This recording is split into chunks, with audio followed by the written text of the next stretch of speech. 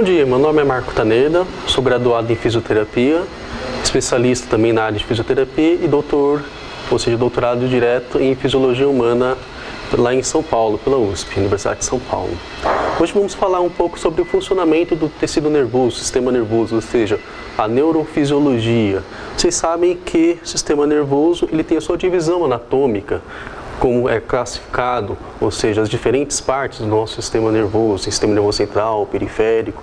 Mas tudo bem, como que seria o funcionamento desse sistema nervoso? Como que ele funciona de fato? Como seria a fisiologia do sistema nervoso? Para entender a fisiologia do tecido nervoso, nós temos que entender que o tecido nervoso ele é formado por células. Essas células, principalmente constituídas de neurônio, que é o nome da célula do tecido nervoso, a principal unidade funcional do tecido nervoso, ele constitui de membranas celulares, uma membrana celular como se fosse de qualquer outra célula, que seria uma bicamada lipídica e proteínas.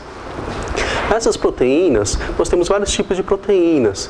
O interessante é notar que na membrana celular do neurônio, nós temos o neurônio, a proteína, na verdade, chamada de integral, que pode servir como um canal iônico. Esses canais iônicos permitem a passagem de íons de um lado para o outro da célula, ou seja, do meio externo para a célula para o interno da célula, ou do interno da célula para fora da célula. Esse tipo de transporte de dentro para fora da célula que vai determinar o que chamamos de potencial de repouso e potencial de ação neuronal. Isso é muito importante para entender o funcionamento do neurônio. O neurônio ele passa do potencial de repouso para o potencial de ação, transmitindo então seu sinal, seu estímulo, sua estimulação de um neurônio para outro neurônio. Tá? Então nós temos vários tipos de canais iônicos que podem ser abertos e ativados de diversas maneiras. Nós temos aqueles que são ativados através de um ligante, que são aqueles canais ligante dependentes, que aí pode ser um ligante, um neurotransmissor, um princípio ativo de um fármaco, um hormônio, todos eles vão abrir esse canal iônico ligante dependente. Nós temos outros canais, chamados de canais voltagem dependentes, que aí se abrem com uma alteração de voltagem neuronal, ou seja, o potencial de ação atingindo a certo ponto, ou seja, o potencial de repouso indo em direção ao potencial de ação, nós temos uma variação de voltagem, essa variação de voltagem irá abrir esse canal voltagem dependente. Isso é importante para o evento do potencial de ação em si, que nós temos a participação desses dois tipos de canais, o ligante dependente e o voltagem dependente. E, é claro, o transporte de íons de um lado para o outro da membrana celular, como o sódio, o potássio, enfim. Tá? E aqui, como podemos ver nos slides, o potencial de ação ele é transmitido do corpo celular em direção ao axônio, chegando ao terminal pré-sináptico, ou seja, o finalzinho do neurônio. E lá nós temos a sinapse química que irá conduzir o potencial de ação, propriamente dito, para um outro tipo celular, que aí pode ser, por exemplo, um outro neurônio. Tá? Então, o potencial de ação de um neurônio passa para outro neurônio? Sim, como? Uma dessas formas é através da sinapse química. A sinapse química envolve o que chamamos de neurotransmissores. Esses neurotransmissores, na verdade, é uma substância transmissora. Tá? Então, essa substância transmissora vai interagir com o neurônio pós-sináptico, o neurônio que está depois da sinapse química. Aí esse neurônio irá captar essa informação desse neurotransmissor, abrir esse canal e aí poderemos então ter novamente potencial de ação sendo gerado, só que em um outro tipo celular, que aí no caso poderia ser um outro neurônio.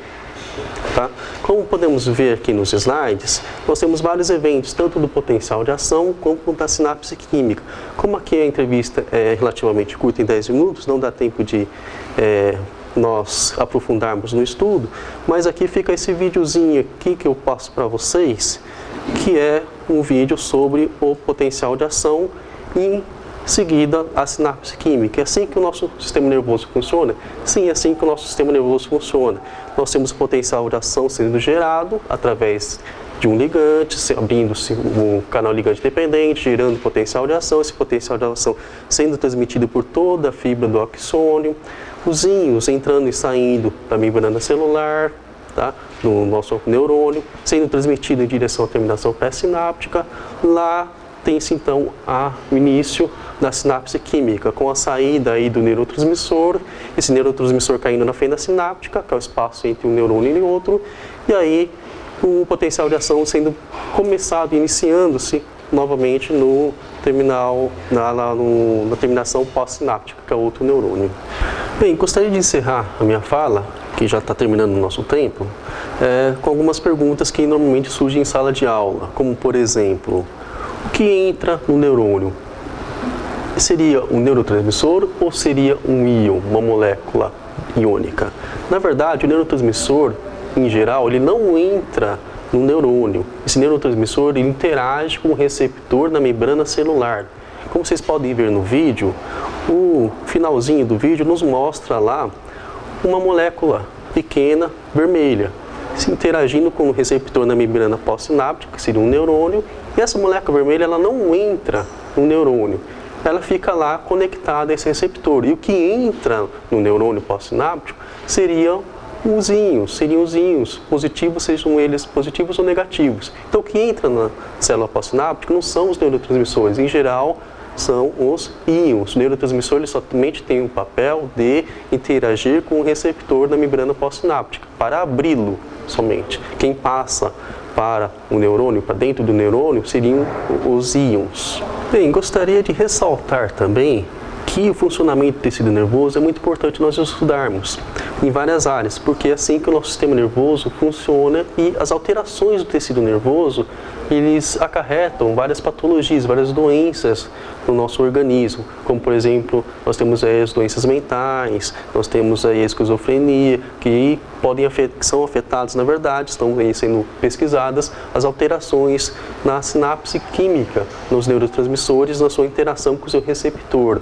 Outro caso também que podemos ressaltar a importância do estudo do potencial de ação e da sinapse química, por exemplo, seria ali na miastenia gravis, que aí não seria um neurônio e outro neurônio, seria a transmissão do potencial de ação de um neurônio para um músculo, por exemplo, que a miastenia gravis é uma doença autoimune que nós temos aí a degradação, a alteração dos receptores para acetilcolina. No caso, a acetilcolina seria o nome do neurotransmissor exocitado pela terminação lá do neurônio motor. Esse acetilcolina, esse neurotransmissor, irá se ligar lá no músculo, no receptor para acetilcolina. E nessa doença, miastenia gravis, nós temos essa alteração da destruição desse receptor. Ou seja, para entender essa doença é necessário ter esses conhecimentos de potencial de ação, de sinapse química, ou seja, é preciso entender como funciona o nosso organismo. E é imprescindível que se entenda como funciona o tecido nervoso, uma vez que é um dos tecidos mais importantes do nosso organismo. Gostaria aqui de deixar minha palavra e nesse tempo curto foi o que deu para apresentar aí sucintamente sobre o tecido nervoso. Muito obrigado e até outra oportunidade.